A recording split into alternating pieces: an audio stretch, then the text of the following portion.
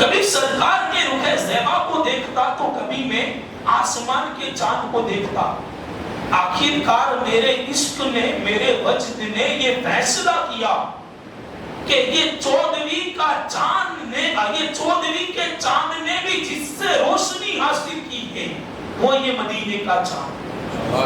یعنی سرکار کا چہرہ 14ویں کے چاند سے بھی زیادہ روشن نظر آیا.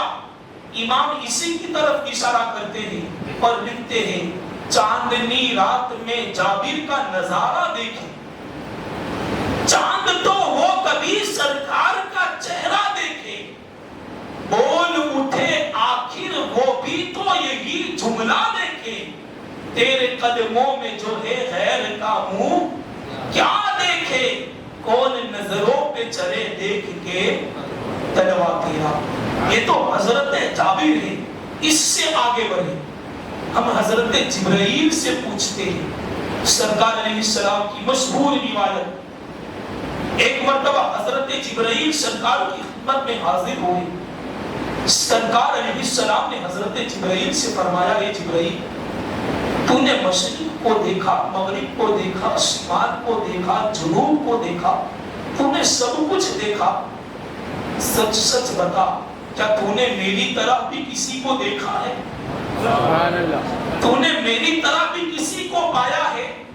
تو حضرت جبرائیل بول اٹھے آقا میں نے مشرق دیکھا ہے، مغرب دیکھا ہے، شمال دیکھا ہے، جنوب دیکھا ہے.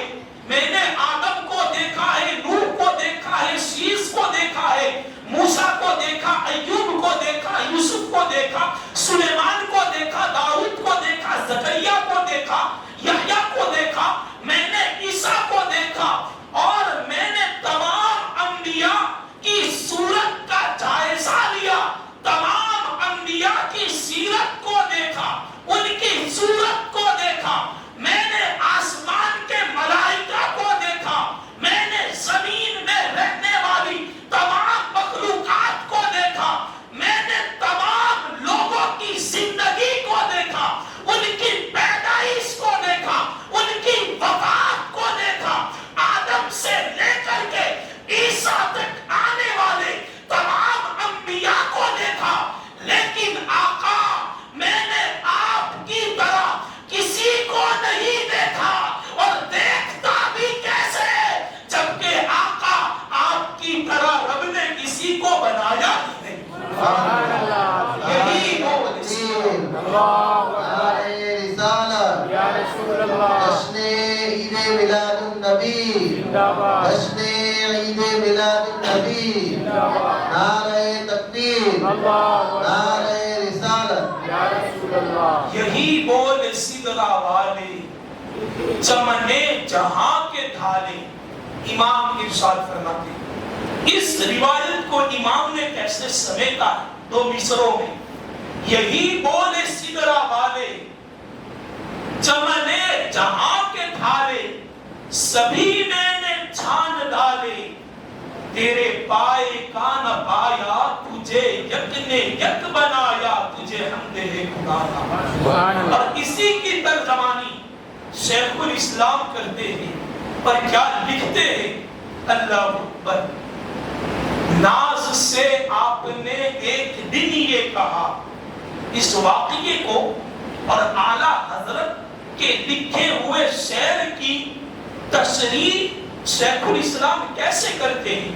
لکھتے ہیں ناز سے آپ نے ایک دن یہ کہا. ناز سے مراد حضرت جبرائیل ہے. ناز سے آپ نے ایک دن یہ کہا، یہ بتا طاہر سدرۃ المنتہا ہے تیرے سامنے عالم کن فقا. تو نے پائی کسی میں میری شان بھی، بولے یہ حضرت جبرائیل امی.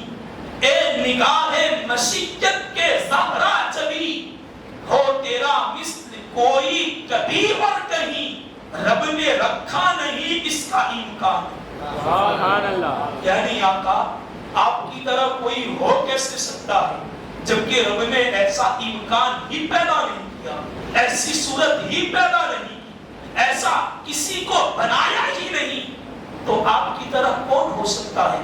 بلکہ سرکار کے دربار کے شاعر حضرت حسان بن ثابت، جن کو میرے آقا نعت گوئی کے لیے اپنی جگہ پر بٹھاتے تھے، اپنے منبر پر بٹھاتے تھے، اور سرکار ان کو نعت پڑھنے کا حکم فرماتے تھے، وہ حضرت حسان لکھتے ہیں وَأَحْسَنُوا مِنْكَ لَمْ تَرَ قَطُّ عَيْنِي وَأَجْمَلُ مِنْكَ لَمْ تَلِدِ النِّسَاء، یعنی وَأَحْسَنُوا مِنْكَ لَمْ تَرَ قَطُّ عَيْنِي، آقا میری آنکھوں نے آپ جیسا حسین و جمیل کسی کو دیکھا ہی نہیں ہے۔ وَأَجْمَلُ مِنْكَ لَمْ تَلِدِ النِّسَاء، اور دیکھتی بھی کیسے میری آنکھیں جبکہ آپ جیسا حسین و جمیل کسی ماں نے جنا ہی نہیں، کسی ماں نے جنا ہو تو کوئی دیکھے۔ وَأَحْسَنُ مِنْكَ لَمْ تَرَ قَطُّ عَيْنِي وَأَجْمَلُ مِنْكَ لَمْ تَلِدِ النِّسَاء خُلِقْتَ مُبَرَّأً مِنْ كُلِّ عَيْبٍ۔ دیکھو آج لوگ ہم پر فتوے لگاتے ہیں، صحابی کیا فرماتے ہیں؟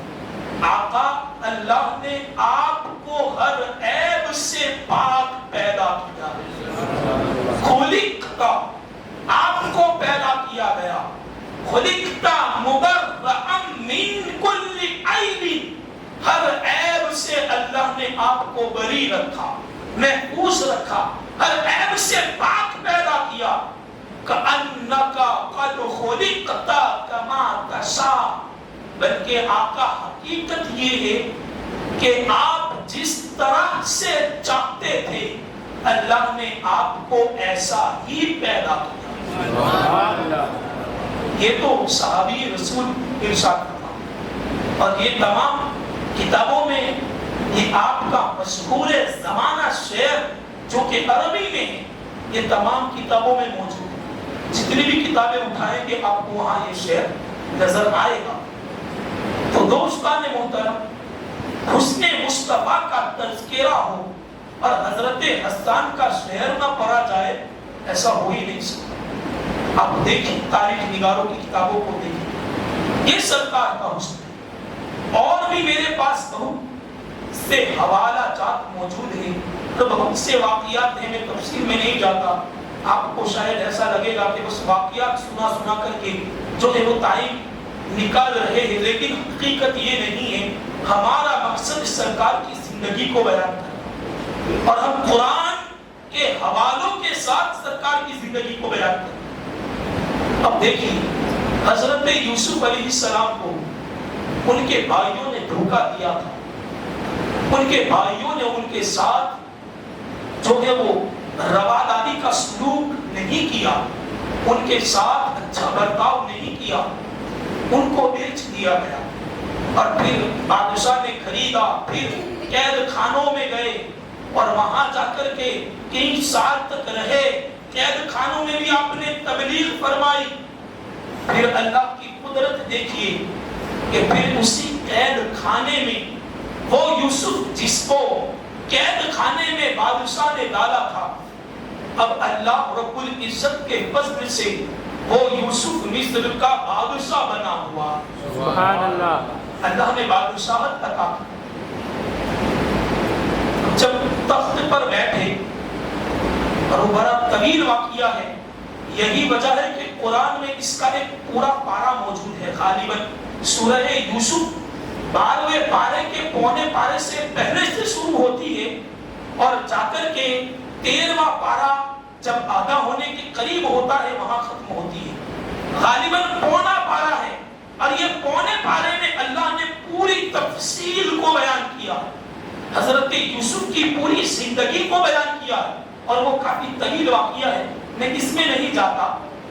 لیکن قحط پڑا اور حضرت یوسف بادشاہ بنے تھے، تمام بھائی جو ہے وہ محتاج بن کر کے، حاجت مند بن کر کے حضرت یوسف کے دربار میں حاضر ہوئے، اور تمام بھائی نہیں بلکہ قحط ایسا پڑا تھا کہ تمام لوگ بادشاہ کے پاس سے کھانے پینے کی خرد و نوش کی چیزیں لے کر کے جاتے تھے. اس کے علاوہ کسی کے پاس کچھ تھا ہی نہیں. صرف حضرت یوسف علیہ السلام کے دربار میں جو ہے وہ اناج کا انبار لگا ہوا تھا اور آپ لوگوں کو بانٹتے تھے.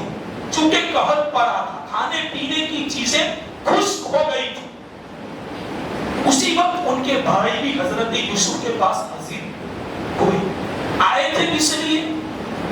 خرد و نوش کی چیزیں لینے کے لیے, خرد و نوش کی اشیاء لینے کے لیے, کھانے پینے کے سامان لینے کے لیے حضرت یوسف کے پاس آئے. انہیں پتا نہیں کہ یہ حضرت یوسف ہے, انہیں اس کا علم نہیں کہ ہم جس کے پاس جا رہے ہیں وہی یوسف ہے.